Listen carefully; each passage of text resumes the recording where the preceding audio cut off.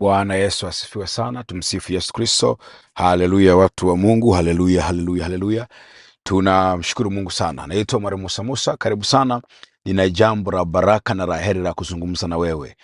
Leo nataka nizungumze na wewe kuhusu ajenda 10 muhimu za kuomba majira ya Kwaresima. Ajenda 10 muhimu za kuomba katika majira ya Kwaresima haya ambayo tuko nayo. Ukiwa kwenye majira ya Kwaresima, ninajua ya kwamba una ajenda zako za kuomba, lakini pia hizi ni ajenda muhimu sana ambazo unapaswa uziombe kwenye majira ya Kwaresima. Ajenda ya kwanza ni toba. Jitahidi sana kwenye majira ya Kwaresima haya upate nafasi ya kutubu. Toba inatengeneza moyo wako na kupokea ahadi za Mungu. Toba inaruhusu, inaondoa uhalali wa adui kwenye maisha yako ili uweze kupokea ahadi za Mungu kwenye maisha ya kwako. Lakini pia toba inabadilisha msimu wa maisha. Ndio maana maandiko yanasema kile kitabu cha Matendo ya Mitume 3:19, Matendo ya Mitume 3:19, maandiko yanaeleza, yanasema ya kwamba tubuni basi mrejee, dhambi zenu zifutwe, zipate kuja nyakati za kuburudishwa. Kwa hiyo kwenye majira ya Kwaresima hakikisha unapata nafasi ya kuomba ajenda ya kwanza hii ambayo ni kuomba toba, na ndiyo msingi mkubwa wa Kwaresima. Lakini ajenda ya pili muhimu sana kwenye majira ya Kwaresima ni kuomba huruma za Mungu. Hapa tunakuwa tukitafakari habari za msalaba, ya kwamba Yesu alikufa msalabani kwa ajili yetu. Sisi ni huruma yake tu, ndio maana sisi tumeokolewa. Kwa kwenye majira ya Kwaresima, wakati tunamlilia Mungu, akisha namwambia Mungu akuhurumie. Mungu wetu ni Mungu wa huruma sana. Hii tafakari ya Kwaresima inatutafakarisha kuhusu huruma ambayo Mungu anayo kwa ajili yetu. Akaamua kufa msalabani, kusulubiwa, kuteswa, kudhihakiwa kwa ajili yetu. Yote hii ilikuwa ni sababu ya huruma ambayo alikuwa nayo kwenye maisha kwetu. Kwa hiyo kwenye Kwaresima, hakikisha kwenye ajenda ambazo uko nazo unapata nafasi ya kuomba huruma ya Mungu. Ni ajenda muhimu na ni ajenda ya msingi sana kwenye majira ya Kwaresima. Ajenda ya tatu ambayo ni nguzo ya kuomba kwenye majira ya Kwaresima ni kuomba neema ya Mungu. Tunafahamu ya kwamba sisi tumeokolewa kwa neema ya Mungu. Sisi hatuwezi bila neema ya Mungu. Pale msalabani ndiyo tulipata habari ya neema ya Mungu. Tulipata wokovu baada ya kuwa Yesu amekufa na kufufuka kwa ajili yetu, tukapata neema kwenye maisha yetu. Sisi tuliokuwa hatustahili kabisa kumkaribia Mungu, lakini kwa ajili ya mauti ya Kristo Yesu pale msalabani tukapata neema. Kwa hiyo pata nafasi ya kuomba neema mbele za Mungu. Omba upendeleo kwenye biashara, omba upendeleo kwenye siasa, omba upendeleo kwenye mazingira kadha wa kadha. Na neema ya Mungu ina sifa kubwa moja, ni kuleta ushuhuda kwenye maisha ya mtu. Neema ina sifa kubwa moja, ni kuleta ushuhuda kwenye maisha ya mtu. Biblia inasema kitabu cha Wakorinto wa kwanza ile 15:10. Wakorinto wa kwanza 15:10. Wakorinto wa kwanza 15:10. Paulo anasema, kwa neema ya Mungu nimekuwa hivi nilivyo. Kwa neema ya Mungu nimekuwa hivi nilivyo. Maanake ushuhuda alionao ni kwa ajili ya neema ya Mungu. Anashuhudia, anasema kwa neema ya Mungu amekuwa hivyo ambavyo yuko. Kwa hiyo pata nafasi ya kumshukuru Mungu, pata nafasi ya kuomba neema kwa Bwana. Utapata ushuhuda na wewe siku moja utasema, kwa neema ya Mungu nimekuwa hivi nilivyo. Na ajenda ya 4 muhimu sana kuhusu majira ya Kwaresima ni upatanisho. Pale msalabani Yesu alitupatanisha sisi tuliokuwa wenye dhambi pamoja na Mungu. Lakini haikuishia tu hapo, akatupa na huduma ya upatanisho. Kwa kwenye majira haya ya Kwaresima, jipatanishe na biashara, jipatanishe na wateja wa maana. Fanya maombi ya kujipatanisha na watu wa baraka. Fanya maombi ya kujipatanisha na utajiri. Fanya maombi ya kujipatanisha na amani. Jipatanishe na amani.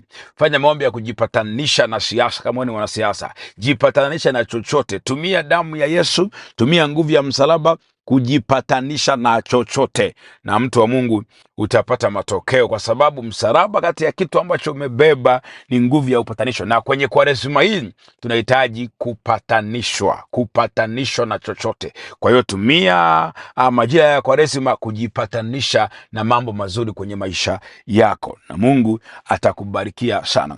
Na ajenda ya 5 muhimu sana ni kuhusu vifungo vya giza. Kwenye majira ya Kwaresima, hakikisha unapasua nguvu za giza, nira za kichawi, uganga, ushirikina, madhabahu za kiganga, madhabahu za mizimu, madhabahu za ukoo. Vuruga, vunja, fyatua. Haya ni majira mazuri sana ya kufyatua haya madude. Yani utaenjoy, utafurahia kweli, mtu wa Mungu. Usiache kuyafyatua. Mungu alichagua Kwaresima ya kuvunja vifungo. Ukisoma kile kitabu cha Isaya 58:6 inasema hivi. Isaya 58:6 inasema hivi: je, saumu niliyoichagua sio ya namna hii, kufungua vifungo vya uovu, kuzilegeza kamba za nira, na kuwaacha huru walioonewa, na kwamba mvunje kila nira. Isaya 58:6. Hii ndio saumu aliyoichagua Mungu, ni kuvunja nira za uovu, kuvunja vifungo vya giza, pasua ashera za waganga, wachawi kwenye ofisi yako na kufanya kazi, kwenye biashara, miungu ya Kariakoo, miungu ya wapi, pasua, vuruga kabisa, vunja, na Mungu atakubariki sana. Na agenda ya 6 ni magonjwa. Kwenye Kwaresima hii, kwenye mazingira ya Kwaresima, kisha unaomba kinyume na magonjwa. Unapokuwa unaomba ukiwa nyumbani, ukiwa wapi, make sure unaomba kinyume na magonjwa. Kumbuka Biblia inazungumza kwa habari ya kwa kupigwa kwake sisi tumepona. Kwenye majira ya Kwaresima, tunapokuwa tukitafakari habari za kuteswa kwa Yesu, kupigwa kwa Yesu, kuangamizwa kwa Yesu, ni muhimu sana tukaelewa ya kwamba kwa kupigwa kwake, kwa kuteswa kwake sisi tumepona. Kwa hiyo tumia mlango huo kuomba kinyume na magonjwa. Kwa hiyo kwenye majira ya Kwaresima haya, omba kinyume na magonjwa.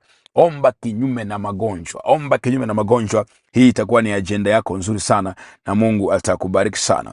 Na jambo la 7, omba wokovu. Ombea watu wokovu. Hii ni ajenda muhimu sana kwenye majira ya Kwaresima. Ombea wokovu, watu ambao hawajaokoka, kaka zako, dada zako, mama zako, waombee neema ya wokovu iwafikirie. Kwenye majira ya Kwaresima, make sure unaomba kwa habari ya wokovu. Omba wokovu juu ya watu wa nyumbani mwako. Omba wokovu kwa ajili ya mume wako, mke wako, watoto wako. Kama kuna mtu hajamjua Yesu kawa Bwana na Mwokozi wa maisha ya kwake, kwa kwenye mazingira haya, basi unaweza ukapata nafasi ya kuomba wokovu. Kumbuka na sisi tumeokolewa kwa neema, tumeokolewa kwa njia ya neema. Ni ile siku pale msalabani Yesu anakata roho. Kwa hiyo jitahidi sana juu ya kwamba neema imefunuliwa kwa watu wote. Kwa hiyo kama kuna mtu unamjua hajamwamini Yesu, hebu majira ya Kwaresima usiache kumwombea neema ya wokovu. Lakini ajenda ya 8 ambayo ni ya muhimu katika majira ya Kwaresima ni nguvu ya ufufuo. Kuomba nguvu ya ufufuo ifufue kila kitu kwenye maisha ya kwako.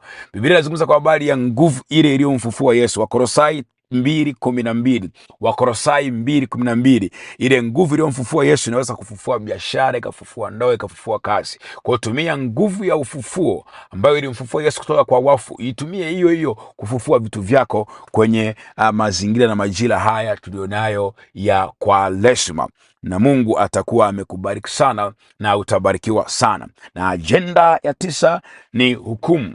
Jitahidi kuachilia hukumu. Pale msalabani Yesu alisema imekwisha. Lazima na wewe uyasemeshe mateso, uiambie imekwisha. Uisemeshe laana, uiambie imekwisha. Usemeshe kila ugonjwa ulioachia hukumu dhidi ya magonjwa, hukumu dhidi ya miungu ya familia, miungu ya ukoo, iambie imekwisha. Tangaza tu imekwisha. Kwenye majira haya ya Kwaresima, pata nafasi ya kutangaza imekwisha, na itakuwa kweli imekwisha. Na jambo la 10, ajenda muhimu sana ya kuomba ya 10 kwenye majira ya Kwaresima, mshukuru Mungu kwa neema ya wokovu. Pata nafasi ya kumshukuru Mungu. Mshukuru Mungu kwa kumtoa mwana wake wa pekee.